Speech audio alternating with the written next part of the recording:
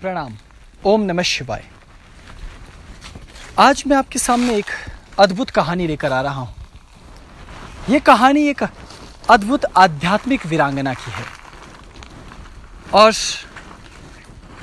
इनकी कहानी एक ऐसी कहानी है जिस कहानी ने मुझे सबसे अधिक प्रेरित किया है। भारत में हिमाचल नाम की एक प्रांत है, एक राज्य है हिमाचल प्रदेश। हिमाचल प्रदेश में वर्तमान समय में 12 ज़िले हैं। उन 12 ज़िलों में से एक ज़िला है मंडी। वर्तमान मंडी ज़िला का मुख्यालय ही मंडी है। यहाँ पर कुछ समय पूर्व जब राजतंत्र का समय था, उस समय एक अद्भुत राजकुमारी ने जन्म लिया। ये कहानी उसी राजकुमारी की है। इस क्षेत्र का पूरा नाम मांडव्य मंडल है। मांडव्य मंडल को इसलिए मांडव्य मंडल कहा गया क्योंकि यहाँ मांडव्य गोत्र और मांडव्य कुल के लोग निवास किया करते थे। महर्षि मांडव्य की तपस्या के कारण यह क्षेत्र अत्यंत अलौकिक और तपस्या के लिए सर्वोत्तम स्थल बन गया। मांडव्य गोत्र के और मांडव्य ऋषि के आशीर्वाद से ही राज परिवार को एक दिव्य कन्या रत्न की प्राप्ति हुई। ज्योतिषियों से पूछा गया कि कन्या का नाम क्या हो, तो राशि, नक्षत्रों और चंद्रमा की गणना पर, यानी कि चांद्र जो ज्योतिष है उसके आधार पर लड़की का नाम रखा गया, कन्या का नाम रखा गया मांडव्य सारा। मांडव्य सारा का घरेलू नाम यानी उपनाम रखा गया मंडरवा। तो मंडरवा यानी मांडव्य सारा की कहानी ही आज मैं आपके सामने लेकर आ रहा हूं। इस कहानी को जब जब मैंने अपने चित्त पे, जहन पे लाया है, तो मेरी चित्त पर भी घनघोर बादल छाने लगे हैं, हृदय पटल पर भी दुख के बादल छाने लगते हैं। लेकिन दूसरी तरफ मैं उत्साह से, मैं प्रेरणा से भर उठता हूं कि वाह, इस कन्या के भीतर शौर्य था, पराक्रम था। ये वास्तव में वीरांगना थी। इसकी कहानी बहुत कम लोग जानते हैं आज, क्योंकि आज की इस भरी भागती दौड़ती जिंदगी में किसे परवाह अपने भूतकाल की। लेकिन मैं अपने भूतकाल के गौरव को भुला नहीं सका।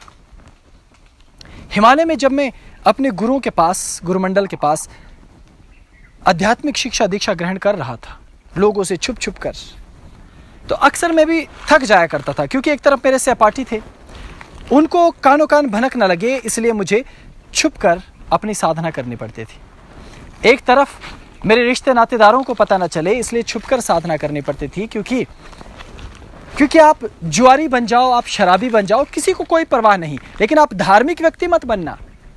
आप कहीं साधु सन्यासी ना हो जाना, या आप कहीं योगी ना हो जाना, तो ये ऐसा लगता है मानो सर्वोच्च अपराध आप कर रहे हो। खैर, मैं अपनी कहानी, अपना रोना रोने के लिए नहीं आया। कहानी सुनिएगा। देखिए, हिमाचल प्रदेश के मंडी, उस समय उस क्षेत्र का नाम मंडी नहीं था, लेकिन आपको समझ आ जाए इसलिए मैं मंडी कह रहा हूं। जो मांडव्य क्षेत्र था, मांडव्य मंडल, कुलूता मंडला के साथ, वहां एक राज परिवार में एक कन्या रत्न पैदा हुई, मंडरवा मांडव्य सारा, जिसके लग्न पत्रिका के शोधन के पश्चात ज्योतिषियों ने कहा कि ये भविष्य में बहुत बड़ी आध्यात्मिक शक्ति बनने वाली है, किंतु इस महिला को संभालना, इस कन्या को संभालना महिला के रूप में असंभव हो जाएगा। इसके लग्न पत्र को देखकर लगता है कि ये कोई अद्भुत आत्मा है, इसके संबंध में कोई भविष्यवाणी करना हमारे लिए संभव नहीं। तो राजा घबरा गए। उन्हें लगा कि हमारी पुत्री कहीं जोगन ना हो जाए, इसलिए उन्होंने तमाम वो प्रयास किए कि वो अध्यात्म से दूर रहे, लेकिन ऐसा होता नहीं है। आखिर देवदेश, हिमालय के उस क्षेत्र को, संपूर्ण क्षेत्र को उस समय देवदेशम कहा जाता था। उस देवदेश में कुलूता मंडला के आसपास, मांडव्य मंडला के आसपास ऐसा कैसे हो सकता है कि देवी देवताओं के मुख, मोहरे, उनके रथ, उनके मंदिरों की आवाजें, घंटियों की आवाजें, ढोल, नरसिंगे, वाद्य यंत्र और इनकी थापे सुनाई न दें। जल्द ही राजकुमारी को ये सब, छोटी राजकुमारी को ये सब सुनाई देने शुरू हुए और वो आकर्षित होकर, दीवानी होकर उन थापों को सुनने के लिए निकल जाती। वो मंदिरों की तरफ खींची चली जाती, देवताओं के मुखों की तरफ, धातु की प्रतिमाओं की तरफ खींची चली जाती।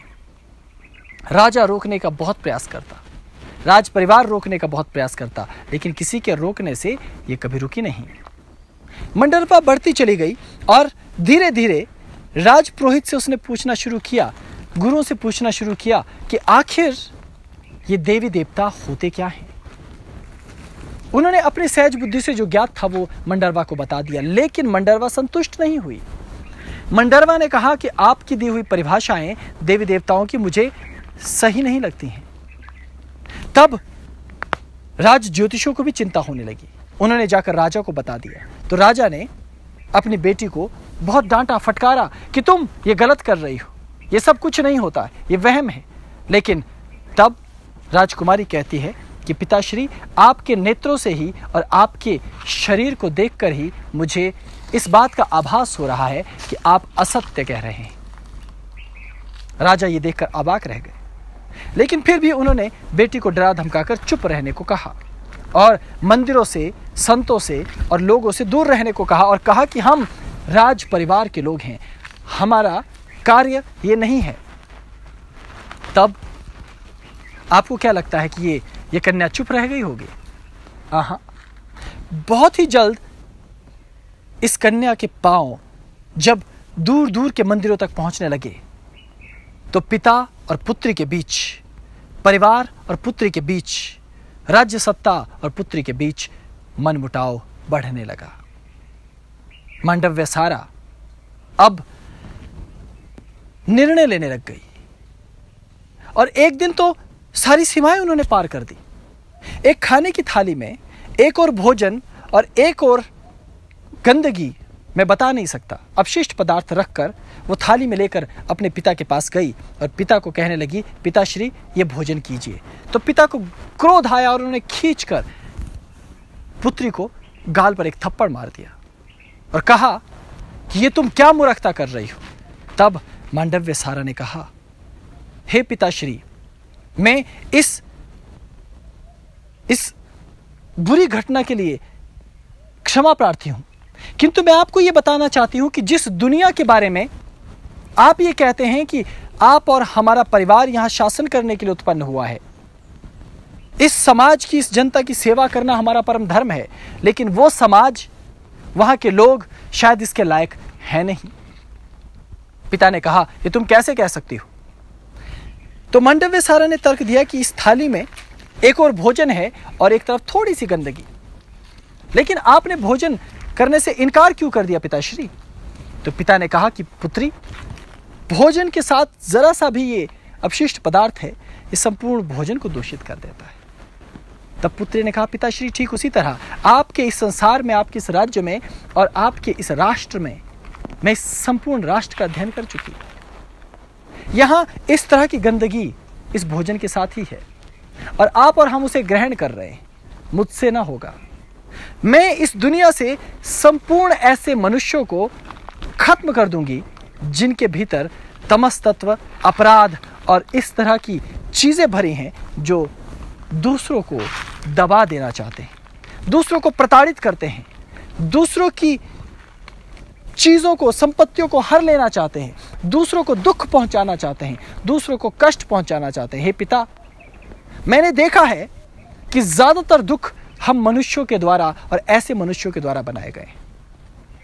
पिता और राज परिवार और संपूर्ण राज दरबार बेटी के ऐसे दार्शनिक विचार को सुनकर हैरान हो गए और इस बालिका के भीतर बचपन से ही ऐसी अद्भुत तर्क क्षमता थी कि जिसका जवाब दे पाना तत्कालीन महापुरुषों को अर्थात राजपुरोहितों के लिए असंभव हो गया। जो ब्राह्मण अपने आप को धुरंधर माना करते थे, उनकी विद्वत्ता को चुनौती देने के लिए यह बालिका उत्पन्न हो गई और सब जिस रास्ते से ये गुजरती, सब उस रास्ते से तितर बितर हो जाते कि न जाने आज कौन सा प्रश्न खड़ा कर देगी। जबकि अभी तो ये नन्ही बालिका ही थी। धीरे धीरे ये बात महल से बाहर फैलने लगी कि राजा की पुत्री कुछ अलग तरह की है। और जल्द ही पुत्री ने पिता को यह कहना शुरू कर दिया कि मुझे पता चला है कि कुलुता मंडला में गुरुमंडल रहता है, हिमालय के उच्च शिखरों पर। मुझे वहां जाना है और किसी भी भांति गुरुमंडल से शिक्षा ग्रहण करनी है। तब पिता ने कहा कि ये तुम्हारे लिए संभव नहीं, क्योंकि हमारे राज्य की सीमाएं छोटी सी हैं और आगे जाकर सीमा समाप्त हो जाती है और वहां दूसरे राज्य का राजा तुम्हें देखते ही मृत्यु के घाट उतार देगा। राजकुमारी ने कहा, पिता आप इसकी चिंता न करें, मैंने पहले ही शस्त्र विद्या सीखना प्रारंभ कर दिया है। इसी कारण मैं हमेशा अपने साथ ये तलवार, ये खड़ग रखती हूं और मैं किसी से घबराती नहीं। और मंडव्य सारा अभी बालिका ही थी, लेकिन 10 से 20 पुरुषों के साथ तलवारबाजी में मुकाबला किया करती थी और उनको हरा देती थी। तो यह क्षमता देखकर पिता को भी संदेह नहीं था पुत्री पर। और जब पुत्री अत्यंत जिद्दी हो गई, उसने खाना पीना छोड़ दिया, श्रृंगार करना छोड़ दिया, वस्त्र पहनने छोड़ दिए, तब दुखी पिता ने दुखी मन से कहा, ठीक है, तुम जहां जाना चाहती हो कुछ सैनिकों को लेकर जाओ। कुछ सैनिकों को लेकर कुलुता मंडला की तरफ मंडव्य सारा निकल गई। ऊंचे पर्वतों पर, पहाड़ों पर, अज्ञात पहाड़, जहां इतनी ठंड होती है कि मुझसे पूछिए, मैं तो वहां पैदा हुआ हूं ना। अगर हवा चलते समय बर्फ के छोटे छोटे कण भी त्वचा को लग जाए ना, तो त्वचा कटने लग जाती है। ज्यादा देर बर्फ में रह जाओ ना, तो हाथ पांव उंगलियां काटनी पड़ सकती हैं। अनेकों लोगों की मृत्यु हिमालय के ऊंचे पर्वतों पर हुई है, केवल शून्य तापमान के कारण, खराब मौसम के कारण वो अपने आप को बचा नहीं पाए। और ऐसे खतरनाक हिमालय में न जाने गुरुमंडल कहां, कब, किसे, किस तरह से मिलेगा, इसकी कोई गारंटी तो है नहीं, कोई जानता तो है नहीं। लेकिन फिर भी ये राजकुमारी निकल पड़ी कुछ सैनिकों को लेकर। कुलुता मंडला के भीतर जैसे ही ऊंचे पर्वतों पर पहुंची, वहां के स्थानीय लोग ये कहानियों में बताते हैं कि संपूर्ण हिमालय पर योगिनियों का अधिकार है, 52 वीरों का अधिकार है। तरह तरह के यक्ष रहते हैं, किन्नर रहते हैं, गंधर्व रहते हैं, गण रहते हैं, गणिकाएं रहती हैं, न जाने कौन कौन सी योनियां हैं, नाग, अश्व, गरुड़ इत्यादि, जिनके विषय में हमारी जानकारियां शायद बहुत कम है या हमारा संसार उनको जानता भी नहीं, जिनकी कहानियां भी आपने नहीं सुनी होगी। उन पर्वतों पर जाकर एक अज्ञात सीमा शुरू होती है, जिस सीमा के विषय में ये कथा प्रचलित है कि वहां से आगे साधारण मनुष्य नहीं जा सकता। तो वहां एक ऐसे पर्वत के पास ये सभी लोग पहुंचे जहां पुष्प ही पुष्प लगे हुए थे। सैनिक लोग पुष्प देख रहे थे कि अचानक मंडरवा थोड़ा सा आगे बढ़ी और अदृश्य हो गई। सैनिकों ने बहुत ढूंढा, लेकिन मंडरवा नहीं मिली। कई दिनों की खोजबीन के बाद सैनिक तो लौट आए, लेकिन मंडरवा गुरुमंडल के पास जा पहुंची। यहां उसने गुरुमंडल के दर्शन किए, समस्त गुरुमंडल को देखा और गुरुमंडल के मध्य उनको अपने एक गुरु मिल ही गए। उनके गुरु का नाम है सिद्ध अकुलीशनाथ। सिद्ध अकुलीशनाथ वाम मार्ग और तंत्र के बहुत बड़े गुरु और आचार्य थे। शस्त्र और शास्त्र कौशल उनकी मुट्ठी के भीतर ऐसे कैद रहते हैं कि पूछे मत। दर्शन शास्त्र के प्रकांड विद्वान, इतने तरह के दर्शन शास्त्र हैं, यानी दर्शन शास्त्र के भीतर इतने तरह के विषय हैं कि उसकी सीमाएं नहीं है। और सोचिए कि मांडव्य सारा को दर्शन में कुशल बना दिया गया, शास्त्र में कुशल बना दिया गया।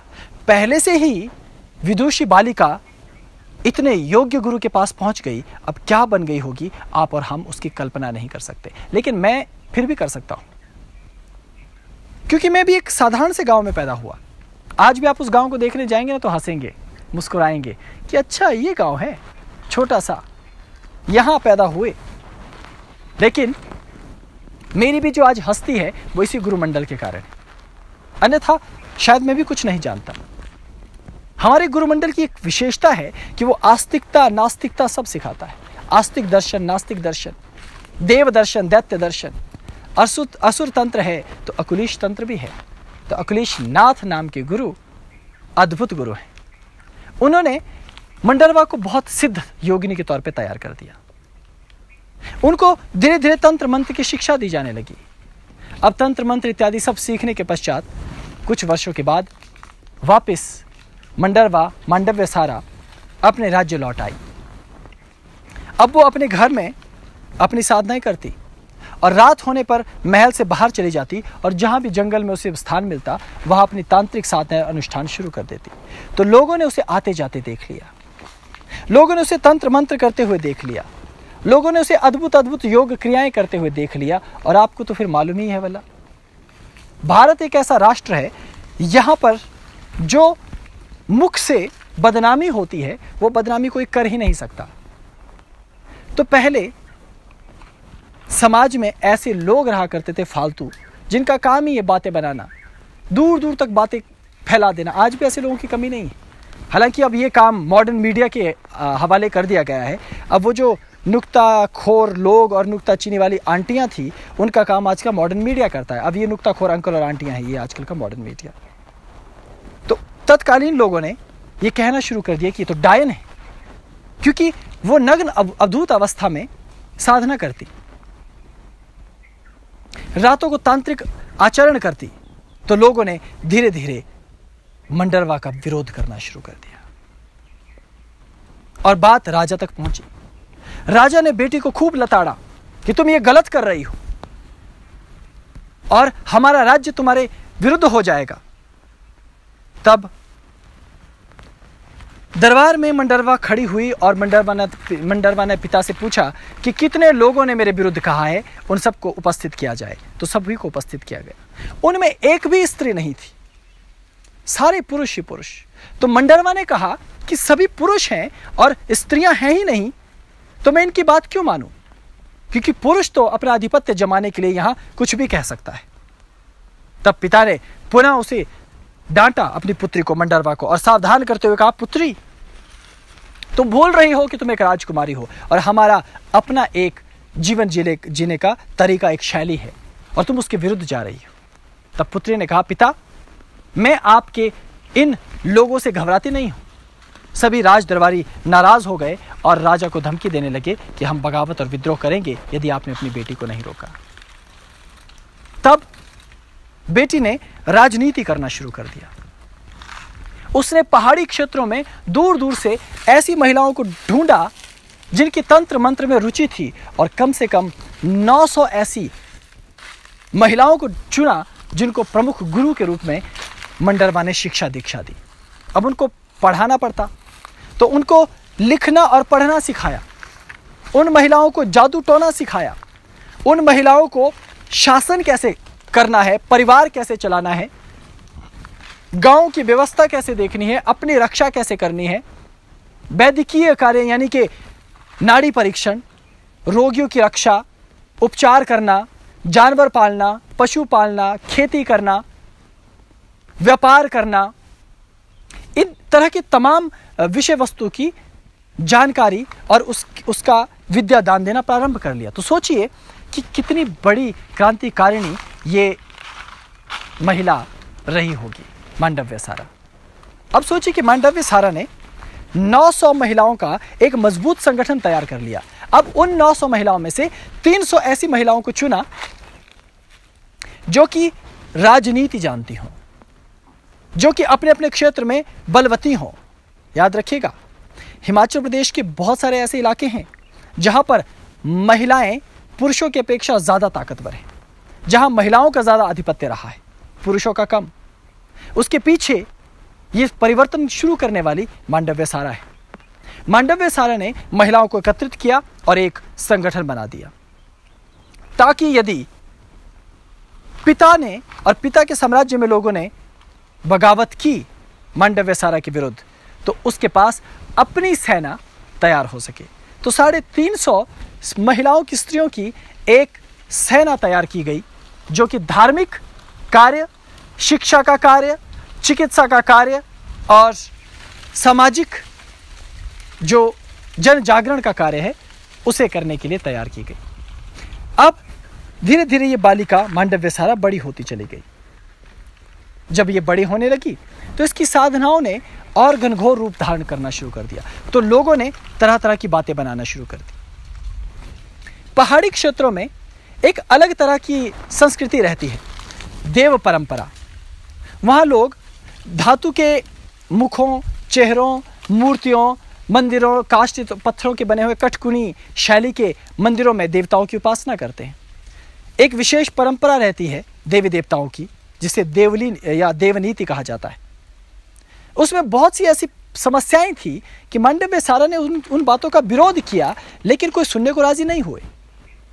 उल्टा उन्होंने मांडव्य सारा पर आरोप लगाना शुरू कर दिया कि ये डायन चुड़ैल तो है ही है, और ये हमारे राज्य और इस सत्ता के लिए, देवनीति के लिए खतरनाक साबित हो रही है। ये राज परिवार का अंत कर देने वाली शापित बालिका है, अतः इसे हटा दिया जाना चाहिए। तब राजा ने अपनी पुत्री को कहा कि हम पुत्री 1-2 से तो लड़ लेंगे, लेकिन पूरे क्षेत्र के देवी देवताओं और उनसे जुड़े लोगों और उनके विश्वासों से लड़ पाना हमारे लिए संभव नहीं है। लेकिन मांडव्य सारा ने कहा, पिता, अगर सारी दुनिया असत्य की ओर खड़ी हो जाए तो भी मैं अकेली सत्य की ओर खड़ी रहना पसंद करूंगी। मुझे अपने जीवन का कोई मोह नहीं है। मेरे गुरु ने, गुरुमंडल ने मुझे इसके लायक तैयार किया है कि मैं अपने जीवन का निर्णय स्वयं ले सकती हूं। और मांडव्य सारा के पीछे एक सेना तैयार हो रही थी, और अब जहां भी मांडव्य सारा जाती, उसके साथ वो महिलाएं उनके साथ साथ जाती। एक ताकतवर महिला के रूप में वो उभरने लगी, और ये बाकी लोगों को बर्दाश्त नहीं हो रहा था। इसलिए उन्होंने मांडव्य सारा को बदनाम करने के लिए जो भी संभव था वो सब कर डाला। डायन चुड़ैल तो बहुत कम है, उनके बारे में ऐसी ऐसी कहानियां बनाई गई जिसे सुनकर आपको हैरानी होगी। एक कहानी ये कि रात के समय ये नंगी होकर के निकलती है बिना वस्त्रों के, और किसी चौराहे पर जाकर अपनी जीभ को लंबा करके ऐसे गोल गोल गोल गोल गोल गोल करके एक ऊंची ढेर उसकी बना देती है। और एक कहानी तो ये भी कि अपने हाथ में कुछ पत्थर, छोटे छोटे कंकड़ 6 या 7 रखती है, और उन पर मंत्र पढ़ते हुए एक एक कंकड़ को रखती है, और जाकर एक गिद्ध का रूप धारण करके आकाश में उड़कर जाती है, और जहां मरे हुए जानवर हैं उनको खाती है, और खाने के बाद वापस गिद्ध के रूप में वहीं पर वापस आकर मनुष्य शरीर में वापस आ जाती है।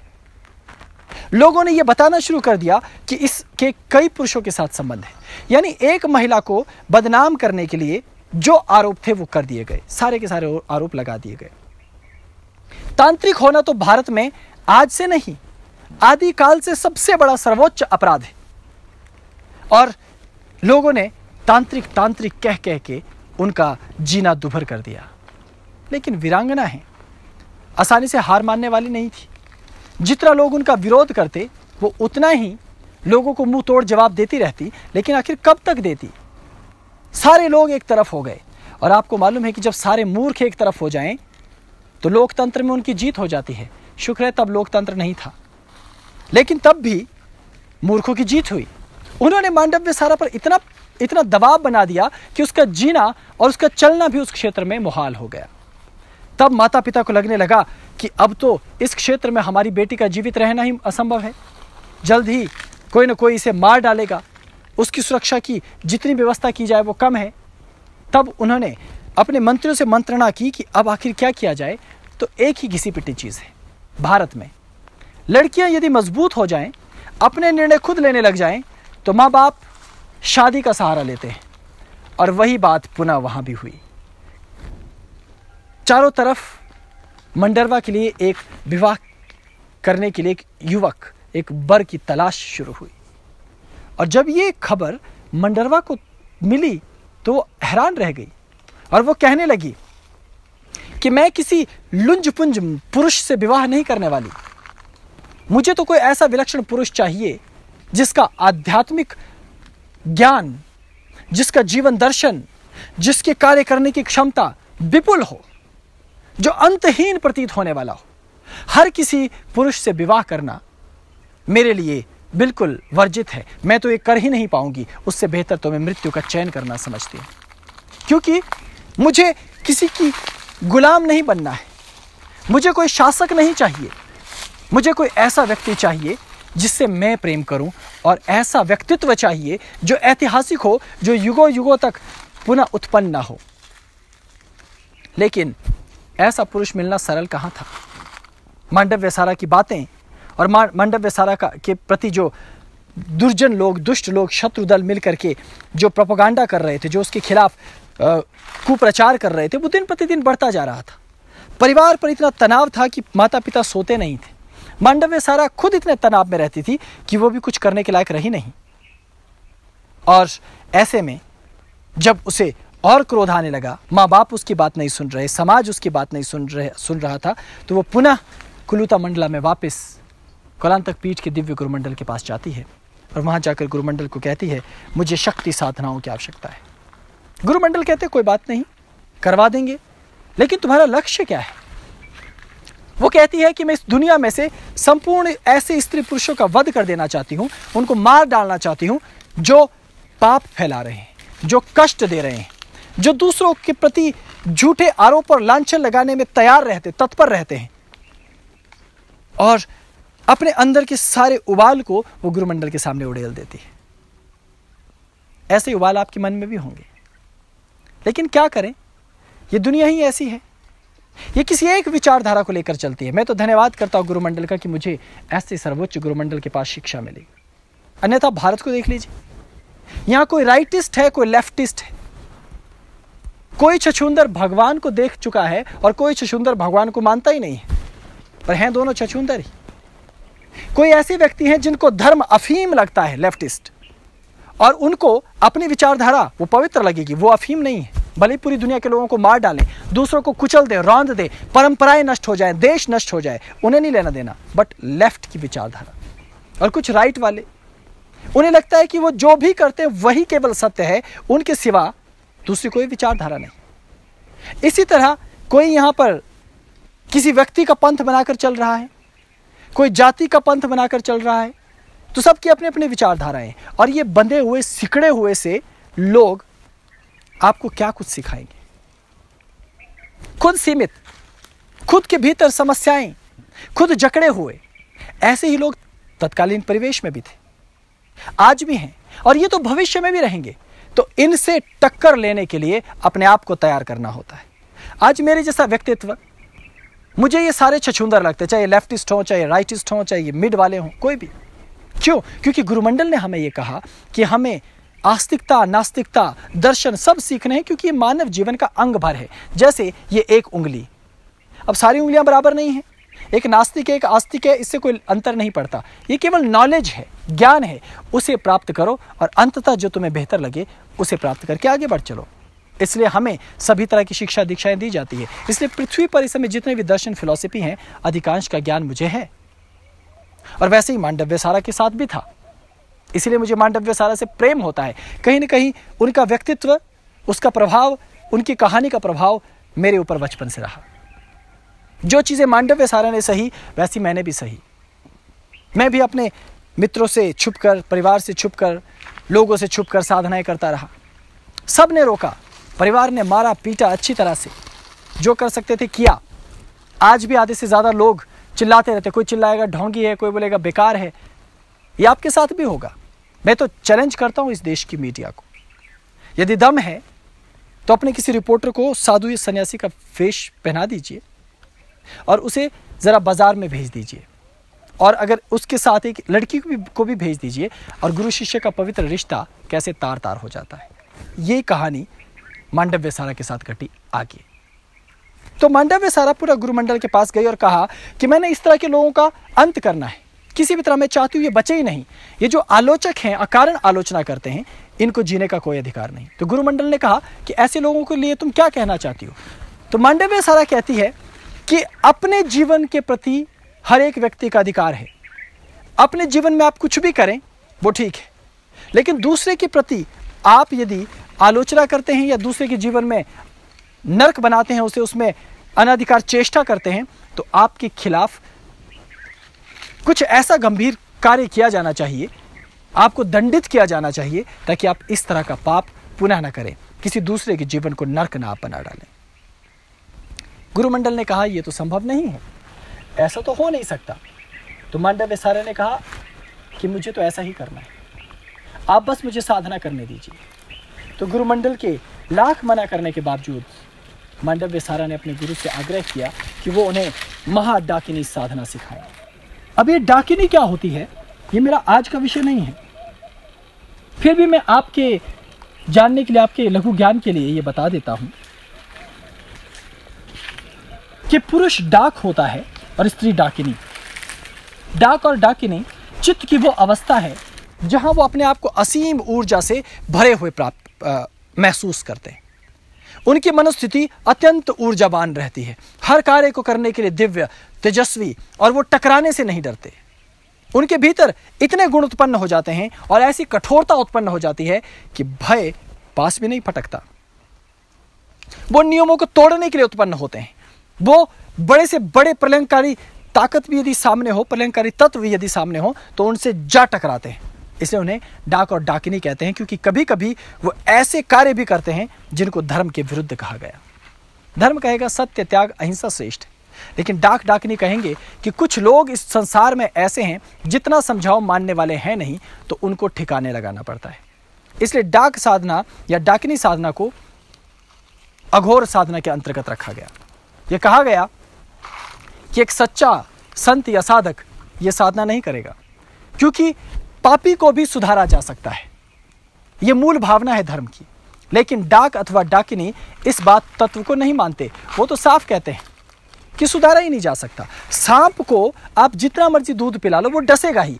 ये जो फिलॉसफी है, ये डाक और डाकिनी की फिलॉसफी है, ये उनका दर्शन है। इसलिए जब साधना संपन्न करने के पश्चात मांडव्य सारा महाडाकिनी बन गई, तो उसके भीतर वो विद्रोह की भावना और प्रबल हो गई। उसे लगने लगा कि ये पुरुषवादी समाज ये अधिक समय तक मेरे सामने ठहर नहीं पाएगा। इसलिए उसने कहा कि अब मैं जाकर स्वयं राज्य सत्ता की बागडोर संभाल सकती हूँ। वो पुनः वापस लौटी और लौटते समय गुरुमंडल को कहने लगी कि अब मैं जा रही हूँ और मैं संपूर्ण पृथ्वी को अपने कब्जे में लेने की तैयारी कर रही हूँ। तो गुरुमंडल ने मांडव्य सारा को रोका, कहा पुत्री रुको, ठहरो, तुम ऐसा मत करो, क्योंकि अभी वो वक्त नहीं आया है जब परिवर्तन आना है। तुम्हारे सारे प्रयास व्यर्थ हो जाएंगे और तुम टूट जाओगी, हार जाओगी, थक जाओगी। लेकिन महाडाकिनी साधना के पश्चात वो गुरुमंडल की बात सुनने को भी तैयार नहीं।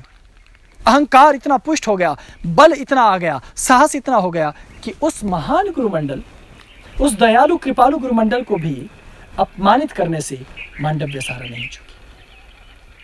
मांडव्य सारा को जब रोकना चाहा गुरुमंडल ने, तो उसने उंगली उनकी ओर करते हुए कहा, तुम ढोंगियों का संगठन हो, तुम संतों का संगठन नहीं, तुम ऋषि मुनियों का संगठन नहीं हो। तुम धर्म के नाम पर लोगों को मूर्ख और पाखंडी लोगों का तुम संगठन हो। लोगों को मूर्ख बनाने के लिए यहां पर्वतों के ऊपर निवास कर रहे हो। तुम स्वयं इस पृथ्वी पर शासन करना चाहते हो, इसलिए तुम यहां बच्चों को शिक्षा दीक्षा देकर उनसे अपना मनचाहा कार्य करवाते हो। ऐसे ऐसे आरोप और लांछन लगाए हैं कि आज भी यदि उन लांछनों को मैं याद करता हूं तो मुझे रोना आता है, क्योंकि मैं जानता हूं कि गुरुमंडल कितना प्रिय, कितना मृदु, कितना कोमल, और कैसे मानव जाति की भलाई के लिए हम जैसे न जाने कितने लोगों को तैयार करता है। और उस गुरुमंडल के प्रति ऐसी वाणी, ऐसे विचार भला इतनी महान स्त्री के मन में कैसे आ सकते हैं, ये सोचना ही अपने आप में मुझको बड़ी पीड़ा पहुंचाता है। लेकिन इतिहास है, कभी कभी ऐसा दुखद समय भी आ जाता है, और ये तो अत्यंत दुख का समय था कि जब इस तरह की बातें गुरुमंडल को सुननी पड़ी। तब गुरुमंडल ने यह देखा कि अब ये मानने से मानने वाली नहीं है, तो उन्होंने मांडव्य सारा को कहा कि पुत्री, ठीक है, तुम अपना अहंकार अपने पास रखो, लेकिन तुम इस हिमालय को छोड़कर चले जाओ और हमारे पास पुनः मत आना। और ये कहते ही गुरुमंडल अदृश्य हो गए। ये कहा जाता है कि गुरुमंडल को कोई अपनी मर्जी से नहीं देख सकता। जब गुरुमंडल अनुकंपा करे, कृपा करे, तभी गुरुमंडल प्रकट होता है और अपनी मर्जी से प्रकट होता है। और जब वो किसी को ना मिलना चाहे तो युगों तक प्रतीक्षा करने, आवाहन करने के बाद भी गुरुमंडल किसी को दिखाई नहीं देता। अब मांडव्य सारा अकेली पड़ गई, उसको गुरुमंडल ने निकाल दिया। हालांकि मेरे जैसा व्यक्ति होता तो शायद टूट ही जाता, लेकिन मांडव्य सारा नहीं टूटी। वो अहंकार से परिपूरित अपने राज्य की ओर वापस निकल पड़ी।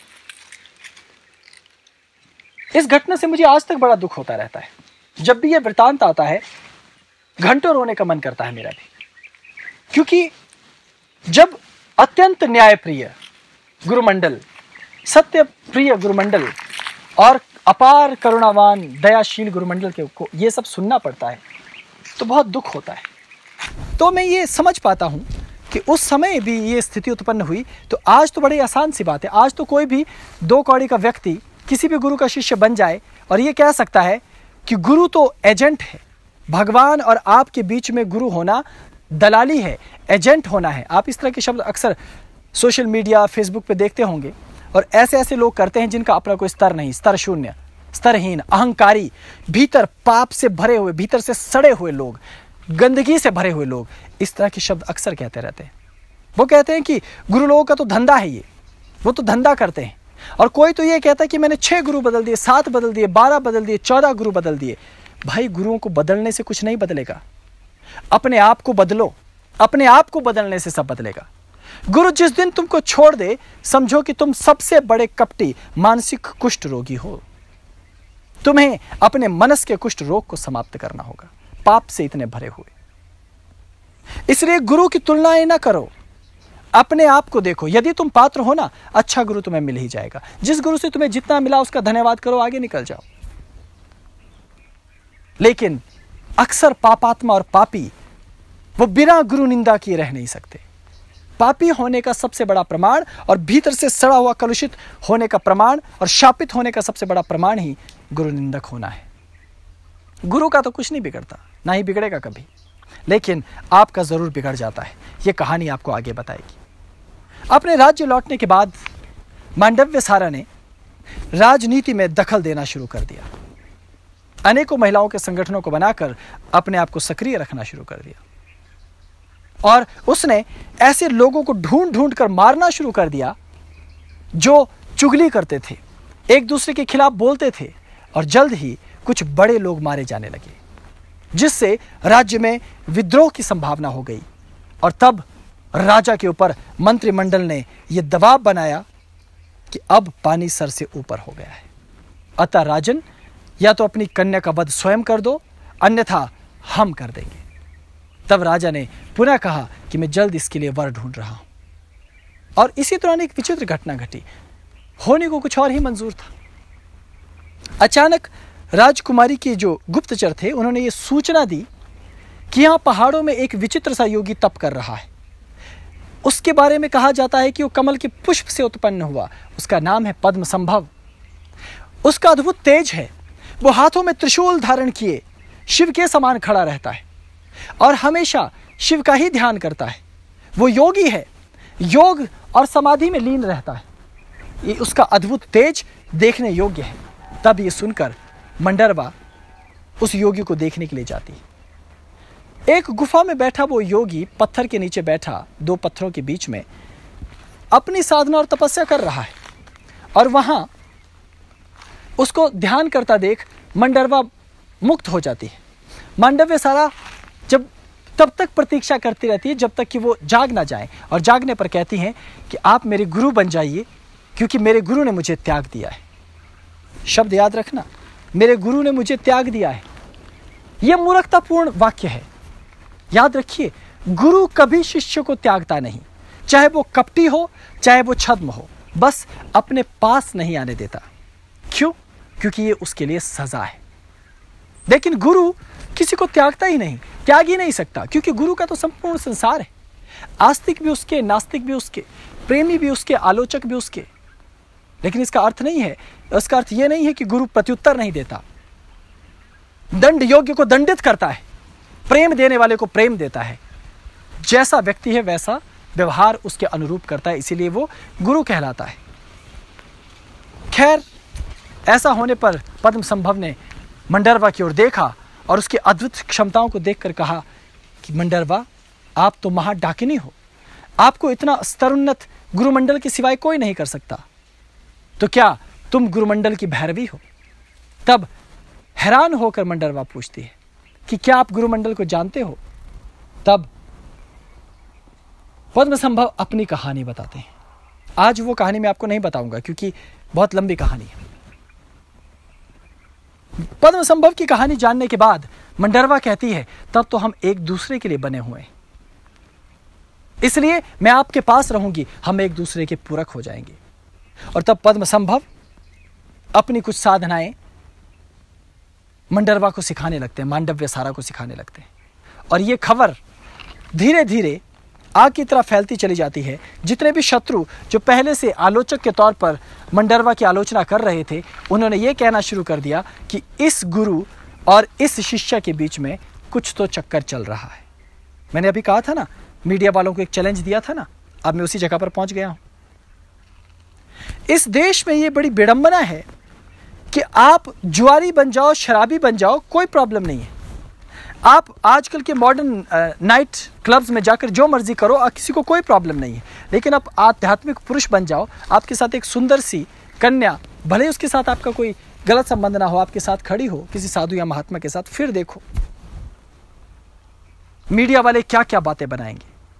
ऐसा ही उस समय भी हुआ। तो जब ये बातें सारी परिवार के पास पहुंची, तो वहां के सारे लोगों ने, कथित देवी देवताओं के साथ जुड़े हुए लोगों ने कहना शुरू कर दिया कि देव देश की पवित्र धरती में, देवी देवताओं की तपोभूमि में अत्याचार अनाचार हो गया, कलयुग आ गया। देखिए, एक गुरु के साथ उसकी शिष्या के संबंध, जबकि वो पुत्री होती है। न जाने क्या क्या कहकर राजा के ऊपर दबाव बनाया गया कि वो पुत्री का वध कर दे। लोक लाज से ग्रसित, विद्रोह से घबराए हुए परिवार ने रात के समय मंडरवा को उठा लिया, मांडव्य सारा को, और निकट के एक कुएं में उसे फेंक दिया और ऊपर से मिट्टी डालकर मांडव्य सारा को दबा दिया। और मांडव्य सारा की मृत्यु हो गई समझकर परिवार ने सुख चैन की सांस ली और सभी लोगों को यह बताया कि मांडव्य सारा की मृत्यु हो गई है। राज्य भर में उत्सव मनाया गया, देवी देवता प्रसन्न हो गए और उन्होंने, देवी देवताओं ने और उनसे जुड़े लोगों ने ये कहना शुरू कर दिया। मैं यहाँ एक चीज़ समझाना चाहता हूँ, जो लोग नए हैं वो हिमालयन देवी देवताओं की इस नौटंकी और पराक्रम के बारे में जानते नहीं है, तो मैं समझा दूँ। मैंने अभी कहा कि देवी देवताओं ने कहा, देवी देवताओं के कहने का मतलब है ओझाओं ने, जो कि देवी देवताओं के नाम पर कुछ कहते हैं। तो इसका मतलब ये नहीं कि स्वयं देवी देवताओं ने कहा, देवी देवताओं की आड़ में ओझा कुछ भी कहते हैं। तो उन ओझाओं ने ये कहा कि देखा, अंततः हमारी जीत हुई, हमने उस पापन, उस डायन को, उस चुड़ैल को, उस डाकिनी को भूमि के नीचे, मिट्टी के नीचे दबाकर मार डाला है। और इसके पश्चात उस संत को, साधु को पकड़ लिया गया, जिसको ढोंगी कहा गया, जिसको वासना से ग्रसित कहा गया, जिसे कहा गया कि ये तो पाखंडी है, ये तो कामाचार करता है, यौनाचार करता है। उस पद्म संभव को पकड़ लिया गया। तो गांव के लोगों से पूछा कि अब इसके साथ क्या किया जाए, तो सबने कहा इसे जिंदा जला दिया जाएगा। तो सारे पहाड़ों से लकड़ियां बुला बुला करके एक छोटी सी झील थी, वहां उस झील के पास एक बड़ी चिता बनाई गई, बहुत बड़ी चिता। उस चिता पर पद्म संभव को लिटा दिया गया बांधकर, और अग्नि, तेल डालकर, घी डालकर अग्नि दे दी गई। एक पूरे सप्ताह भर अग्नि जलती रही। कहते हैं कि उसकी राख दूर दूर तक उड़ उड़ कर गई। उस स्थान पर 7 दिव्य झीलें बनी हुई थी। उन झीलों का भी पानी गर्म होने लग गया। वो जगह बहुत महत्व की थी, क्योंकि वो 7 झीलें महर्षि लोमेश की झीलें थी। उसके साथ महर्षि लोमेश का बड़ा पुराना इतिहास है, फिर कभी मुझे वक्त मिलेगा तो मैं बताऊंगा। तो महर्षि लोमेश की उस झील के पास इस व्यक्ति को जीवित जलाने का प्रयास किया गया। और 7वें दिन जब अग्नि थोड़ी कम हुई, तो लपटों के बीच में एक दिव्य कमल पर वो जोगी ध्यान की अवस्था में बैठा हुआ था। लोग डर गए। उसके पीछे से दिव्य प्रकाश निकल रहा था। ये लीला देखकर, ये कौतुक देखकर लोग भय से थरथर कांपने लगे कि अब उनका अंत निकट आ गया है। सभी पुष्प लेकर, धूप दीप नैवेद्य लेकर वहां गए और उस दिव्य पुरुष पद्म संभव की स्तुति करने लगे, प्रार्थना करने लगे कि हमें क्षमा कर दो। ये सूचना जब गुप्तचरों से राजा को मिली, तो राजा दौड़ते हुए वहां पहुंचे, अपने परिवार की समस्त स्त्रियों के साथ वहां पहुंचे और उस पुरुष की वंदना, स्तुति करते हुए क्षमा याचना करने लगे। पद्म संभव ने प्रसन्न होकर कहा कि जितने क्षेत्र में ये धुआं और अग्नि है, इस स्थान पर इस छोटी झील के जल को मैं विस्तृत करता हूं। तो उस छोटी झील का पानी फूट कर बाहर आने लगा और वहां एक विशाल झील बन गई। और लोग तृप्त हुए, लोगों ने धन्यवाद किया और राजा फूट फूट कर रोते हुए पद्मसंभव को कहने लगे कि मैंने तो अपनी पुत्री की हत्या कर दी है और मुझ जैसे पातकी को अब युगों युगों तक मुक्ति नहीं मिलने वाली। आप मुझे जो दंड देना चाहते हैं, मेरा वध करना चाहते हैं, मैं उसके लिए तैयार हूं, लेकिन मुझे क्षमा कर दीजिए और मेरा वध कर दीजिए। तब पद्मसंभव ने कहा कि ठीक, सभी प्रजाजनों को उनके घर भेज दो, ये सुख से चले जाएं, मैंने सबको क्षमा कर दिया है। तब सभी लोग उस स्थान से अपने अपने घरों को लौट गए, लेकिन पद्मसंभव राज परिवार के साथ उस जगह पर गए जहां कुएं के भीतर मंडरवा को, मांडव्यसारा को दबा दिया गया था। वहां जाकर पद्मसंभव ने कहा, मंडरवा, मैं तुम्हारा इंतजार कर रहा हूं, तुम आ जाओ। तो भूमि की मिट्टी को, कुएं को चीरकर मंडरवा बाहर आती है। अवधूत अवस्था में उनके शरीर पर कोई वस्त्र नहीं होते। इस कारण कुछ लोग उनको पाताल देवी के नाम से भी पुकारते हैं। कुछ लोग आज भी उस देवी को कुआं देवी के नाम से या कुआं रानी के नाम से या कुआं माता के नाम से उनकी उपासना पूजा करते हैं। कुछ कहानियों के मुताबिक मंडरवा वहीं खत्म हो गई और अदृश्य हो गई, लेकिन कहानी अभी आगे है। मंडरवा प्रकट होती है और सभी लोगों को, पर्वतीय क्षेत्र के लोगों को श्राप दे डालती है कि तुम कंकड़, पत्थर और लकड़ी की बनाए देवी देवताओं की पूजा करते रह जाओगे। तुम जीवित मनुष्यों की बुद्धि, उनके ज्ञान विज्ञान को समझ नहीं पाओगे। तुम्हारे सामने विपाशा जैसी, तुम्हारे सामने चंद्रभागा जैसी, तुम्हारे सामने सतलुज जैसी, शतद्रु जैसी नदियां, दिव्य नदियां बहती रहेंगी। तुम्हें उनका तेज ज्ञात नहीं हो पाएगा।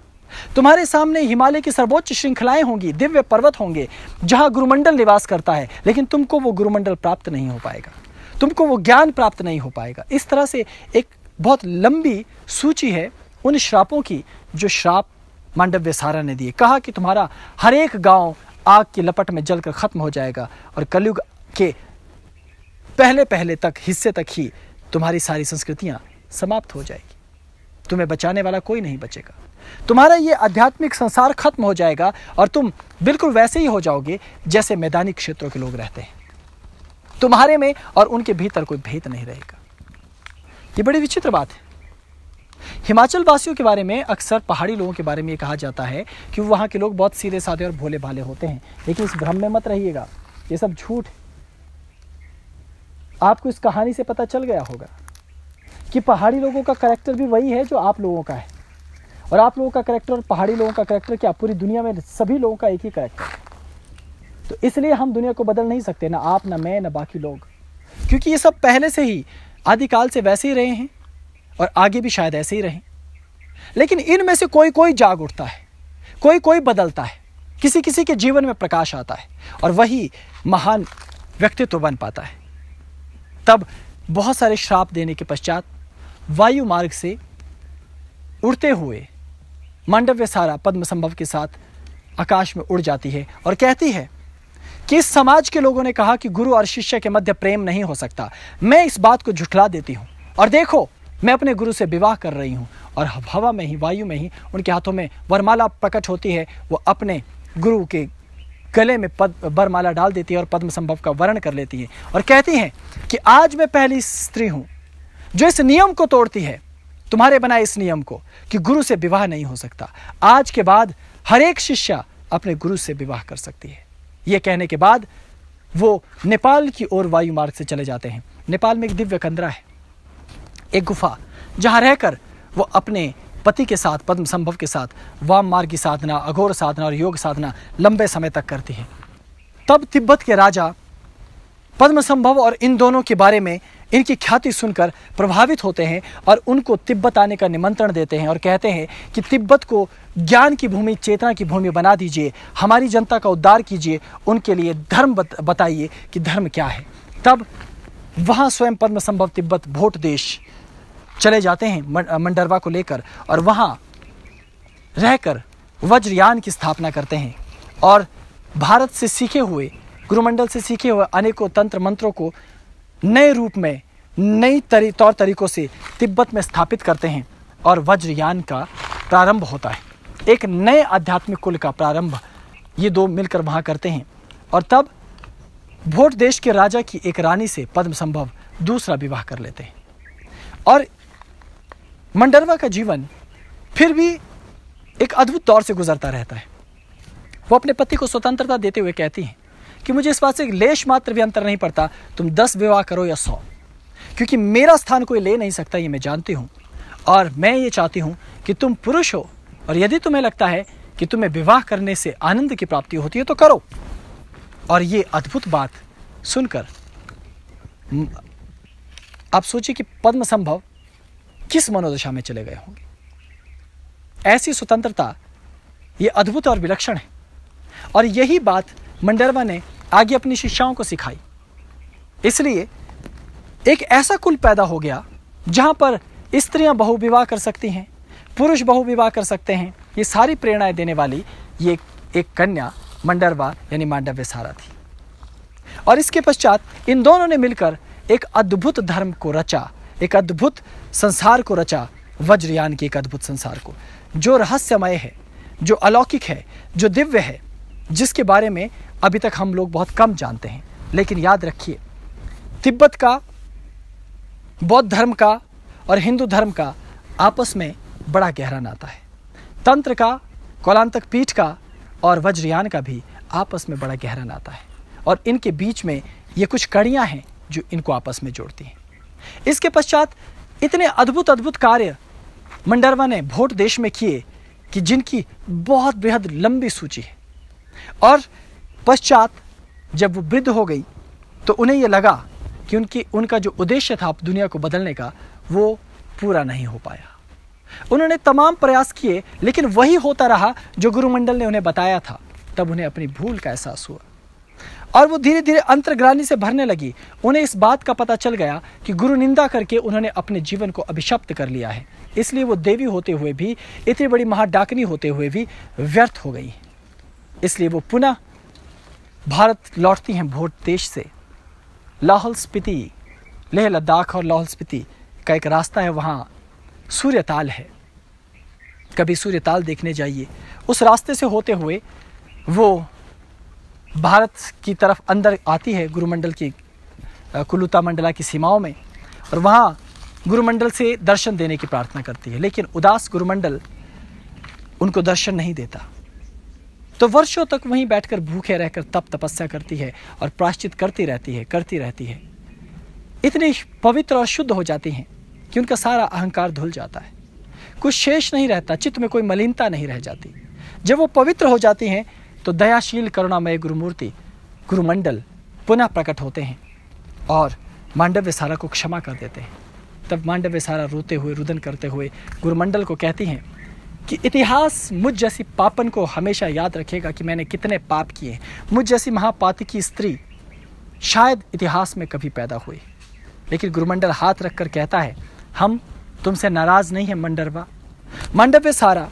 हम ये जानते थे कि तुम अहंकार के वशीभूत होकर पाप से भीगी हुई थी, पाप की वर्षा में, अहंकार की छाया में ग्रसित थी, इसलिए तुमने वो सब कहा। लेकिन हमारा प्यार कभी कम नहीं हुआ। गुरु और गुरुमंडल का प्रेम कभी कम नहीं होता। वो तुमको त्याग सकते हैं, तुमको दूर रख सकते हैं, तुमसे युगों युगों तक बातें न करें, लेकिन जिस भी दिन तुम सुधर जाओगे, जिस भी तुम जाग जाओगे, पुनः गुरुमंडल तुम्हें स्वीकार कर लेता है। मांडव्य सारा के साथ भी यही हुआ। मांडव्य सारा को पुनः गुरुमंडल ने स्वीकार कर लिया और कहा कि तुम्हारे पति वो तो अभी बाहर हैं, भोट देश, तुम चाहो तो हमारे साथ चल सकते हो। तब गुरुमंडल के साथ ही मंडरवा मांडव्य सारा एक दिव्य लोक की तरफ पैदल हिमालय के शिखरों से ऊपर चली गई और लौटकर नहीं आई। आज भी हिमाचल प्रदेश के मंडी में ये छोटा सा कुआं मौजूद है और वहां पर एक छोटा सा मंदिर बना हुआ है, कुआं देवी का या कुआं रानी का। हालांकि देवी के संबंध में ये जो कहानी मैंने आपको बताई, ये हमारी सिद्ध परंपरा, सिद्ध धर्म के अनुसार है। स्थानीय कथाएं तो अलग अलग है। कोई उन्हें पाताल भुवनेश्वरी का अवतार कहता है, कोई उन्हें माँ तारा का अवतार कहता है। बुद्ध धर्म की कहानी अपनी अलग कहानियां हैं, तो अलग अलग लोग हैं, अलग अलग कहानियां। लेकिन जो मूल कहानी है, जो गुरुमंडल से मैंने सुनी है, मैंने ग्रहण की है, मैंने सीखी है, वो यही कहानी है। तो इस मंडरवा ने या मांडव्य सारा ने जो भी कुछ सीखा या जो भी कुछ उपदेश दिए, जो भी कुछ कहा है, मैंने उसे एक ग्रंथ के रूप में संकलित किया है और उसे नाम दिया है मांडव्य सारा तंत्र। जितनी भी जानकारियाँ, जितनी भी साधना पद्धतियाँ, जितना भी ज्ञान, जितने भी बातें उनके संबंध में अभिज्ञात हैं, भविष्य के लिए वो संवर्धित की जाए, संरक्षित की जाए, इसलिए मैंने मांडव्य सारा तंत्र को संकलित किया है आपके लिए। लेकिन कौन है मांडव्य सारा? कौन है उनके गुरु सिद्ध अकुलेशनाथ? आपको बहुत सारी चीज़ें जाननी है। फिलहाल तो प्रार्थना ये है कि www.siddhapedia.com में मंडरवा यानी मांडव्य सारा के नाम से मैंने अपने कुछ भैरवों को आर्टिकल बनाकर डालने को कहा। तो मैंने उन्हें सारी जानकारी प्रदान करके एक आर्टिकल तैयार करवाया है सुंदर सा आपके लिए। आप उसे ज़रूर पढ़ें और जानकारी प्राप्त करें कि हमारे देश में कितना अद्भुत गौरव था। एक कन्या जिसने पुरुषों के आध्यात्मिक क्षेत्र को भी चुनौती दे डाली, राजनीतिक क्षेत्र को भी चुनौती दे डाली और नवीन धर्म की स्थापना में मील के पत्थर के तौर पर कार्य किया है। आज हिमाचल प्रदेश का मंडी क्षेत्र ये नहीं जानता कि उसका नाम मंडी इसी मांडव्य सारा के कारण पड़ा है, महर्षि मांडव्य के कारण नहीं। लेकिन हैं तो दोनों ही, क्योंकि मंडी के निकट पर्वतों पर महर्षि मांडव्य ने साधना की लंबे समय तक। इसलिए मंडी के आसपास जब आप व्यास नदी के किनारे कभी जाएं ना और वहां बैठकर पत्थरों पर साधना करें तो अलौकिक अनुभूति होती है। पर दुर्भाग्य है मेरा और आपका भी कि वहां पर सरकार ने डेवलपमेंट के नाम पर हाइड्रो प्रोजेक्ट बना दिए, डैम्स बना दिए। अब आप नदी के किनारे नहीं जा सकते। बहुत लोगों की जान जा चुकी है नदी के किनारे। नदी का मोह ऐसा है, आकर्षित करती है वहां की नदियां, लेकिन उस पानी को सुखा दिया गया। डैम तो हमारे पास रह गए, लेकिन मांडव्य सारा का श्राप सत्य सिद्ध हुआ। हमने इन नदियों का दोहन केवल विद्युत उत्पादन के लिए किया है। उनका आध्यात्मिक प्रयोग, उनका शांति के लिए प्रयोग, उनकी सुंदरता, उनकी दर्शन करने की अभिप्सा आपकी शायद अधूरी रह जाए। फिर भी आप यदि कुल्लू मनाली की तरफ कभी भी जाएं तो याद रखिए कुल्लू मनाली बेहतरीन जगह है, लेकिन टूरिस्ट डेस्टिनेशन नहीं है। वो आध्यात्मिक क्षेत्र है, लेकिन अज्ञान ने उसे टूरिस्ट डेस्टिनेशन बना डाला। आप अगर मंडी कभी जाएं तो वहां कुंवर रानी टेम्पल अवश्य जाएं, जहां आपको मांडव्य सारा की स्मृति याद आएगी। मैंने इसलिए मंदिर जाने को नहीं कहा कि वहां मत्था टेके, पूजा पाठ करें, कर्मकांड करें, मन्नत मांगने चले जाएं। अक्सर भारत में यही नौटंकी लोग करते रहते हैं। इसलिए क्या प्रेरणा ले सकें इस स्त्री से, इस युवती से, प्रेरणा ले सकें मांडव्य सारा से कि क्या होता है शौर्य पराक्रम। अकेली रहकर सबसे भिड़ना आसान नहीं। इसलिए मैं भी आपको कहता हूं, आज की दुनिया मेरे सामने भी नर्क हो गई है। कोई राइट वाला, कोई लेफ्ट वाला, कोई अपर वाला, कोई नीचे वाला। आप अपने आप को मजबूत बनाना, इन धूर्त राजनीतिज्ञों और राजनीतिक विचारधाराओं से सुदूर दिव्य विचारधारा की तलाश करना। मैं फिर लौटूंगा, मेरा प्रेम स्वीकार करना। और मुझे एहसास हो रहा है मांडव्य सारा का कि यहाँ हवाओं में, यहाँ मेरे आसपास मांडव्य सारा जीवित है। वो मुझे देखकर हल्के से मुस्कुरा रही हैं और उनकी विचारधारा मुझ तक पहुंच पा रही है। मैं भविष्य के लोगों तक मांडव्य सारा का ज्ञान अवश्य लेकर जाऊंगा। पर्वतों में और भारत में ऐसे अनेकों सिद्ध पैदा होते रहे, अनेकों। हमने अपने इतिहास को भुला दिया, लेकिन ये ऐसे लोग हैं जिनको भुलाया नहीं जा सकेगा। मैं फिर लौट कर आऊंगा। आप मांडव्य सारा तंत्र अवश्य पढ़िएगा और उनकी दी साधनाओं को सीखेगा और जानेगा कि ये कौन थी। मेरा प्रेम स्वीकार करें। ओम नमः शिवाय। प्रणाम। नमो आदेश।